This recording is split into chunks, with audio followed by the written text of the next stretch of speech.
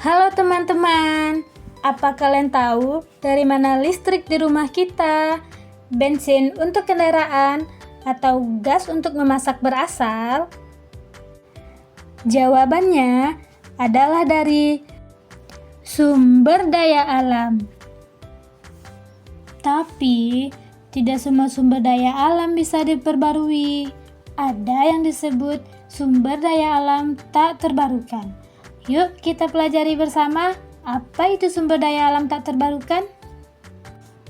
Nah, teman-teman, sumber daya alam tak terbarukan adalah sumber daya yang tidak bisa dibuat lagi dengan cepat setelah kita gunakan. Contohnya, batu bara, minyak bumi, dan gas alam. Sumber daya ini terbentuk dari sisa-sisa tumbuhan dan hewan yang tertimbun di dalam tanah selama jutaan tahun. Karena proses yang sangat lama ini, jika kita menggunakannya secara terus-menerus, maka sumber daya alam tak terbarukan ini akan habis dan kita harus menunggu jutaan tahun lagi untuk mendapatkannya. Apa saja ya sumber daya alam tak terbarukan dan di mana saja ya kita gunakan sumber daya alam ini? Yuk kita cari tahu. Yang pertama yaitu batu bara. Batu bara digunakan untuk menghasilkan listrik di pembangkit listrik. Tapi pembakaran batu bara juga menghasilkan asap yang mencemari udara. Yang kedua yaitu minyak bumi. Minyak bumi diolah menjadi bahan bakar seperti bensin untuk kendaraan dan bahan plastik yang kita gunakan setiap harinya. Nah, yang terakhir yaitu gas alam.